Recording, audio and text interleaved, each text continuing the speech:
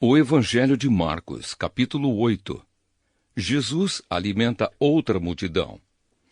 Pouco tempo depois, ajuntou-se outra vez uma grande multidão. Como eles não tinham nada para comer, Jesus chamou os discípulos e disse: Estou com pena dessa gente, porque já faz 3 dias que eles estão comigo e não têm nada para comer.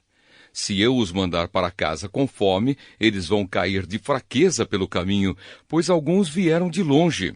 Os discípulos perguntaram: Como vamos encontrar neste lugar deserto comida que dê para toda essa gente? Quantos pães vocês têm?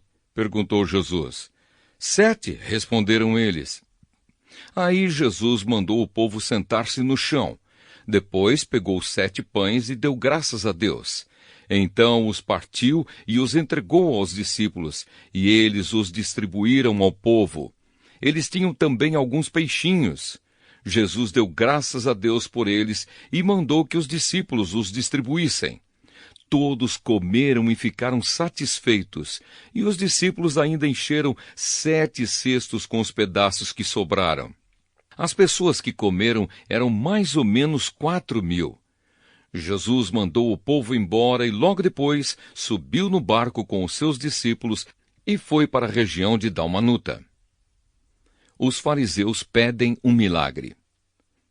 Alguns fariseus chegaram e começaram a falar com Jesus. Eles queriam conseguir alguma prova contra ele e por isso pediram que ele fizesse um milagre para mostrar que o seu poder vinha mesmo de Deus. Jesus deu um grande suspiro e disse: Por que as pessoas de hoje pedem um milagre? Eu afirmo a vocês que isto é verdade. Nenhum milagre será feito para estas pessoas. Então Jesus foi embora. Ele subiu no barco e voltou para o lado leste do lago. O fermento dos fariseus e o fermento de Herodes. Os discípulos haviam esquecido de levar pão e só tinham um pão no barco.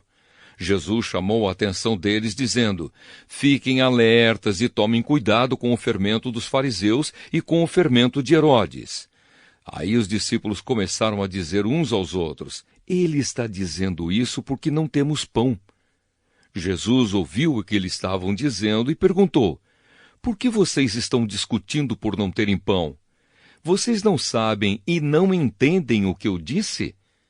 Por que são tão duros para entender as coisas? Vocês têm olhos e não enxergam, têm ouvidos e não escutam. Não lembram dos 5 pães que eu parti para 5.000 pessoas? Quantos cestos cheios de pedaços vocês recolheram? Eles responderam: 12.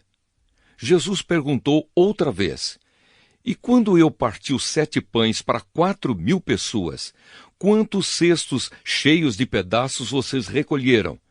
Eles responderam: 7. Então Jesus perguntou: Será que vocês ainda não entendem? Jesus e o cego de Betsaida. Depois, Jesus e os discípulos chegaram ao povoado de Betsaida. Algumas pessoas trouxeram um cego e pediram a Jesus que tocasse nele. Ele pegou o cego pela mão e o levou para fora do povoado. Então cuspiu, passou a saliva nos olhos do homem, pôs a mão sobre ele e perguntou: Você está vendo alguma coisa? O homem olhou e disse: Vejo pessoas. Elas parecem árvores, mas estão andando. Jesus pôs outra vez as mãos sobre os olhos dele. Dessa vez o cego olhou firme e ficou curado. Aí começou a ver tudo muito bem. Em seguida, Jesus mandou o homem para casa e ordenou: Não volte para o povoado. A afirmação de Pedro. Depois, Jesus e os seus discípulos foram para os povoados que ficam perto de Cesareia de Filipe.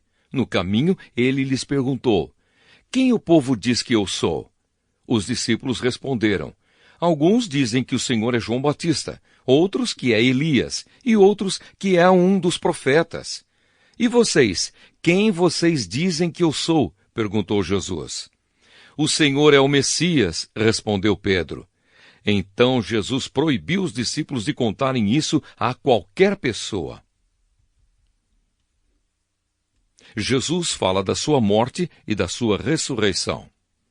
Jesus começou a ensinar os discípulos, dizendo: o Filho do Homem terá de sofrer muito.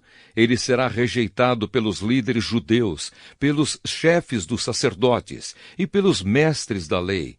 Será morto e 3 dias depois ressuscitará. Jesus dizia isso com toda a clareza. Então Pedro o levou para um lado e começou a repreendê-lo. Jesus virou-se, olhou para os discípulos e repreendeu Pedro, dizendo: saia da minha frente, Satanás! Você está pensando como um ser humano pensa e não como Deus pensa.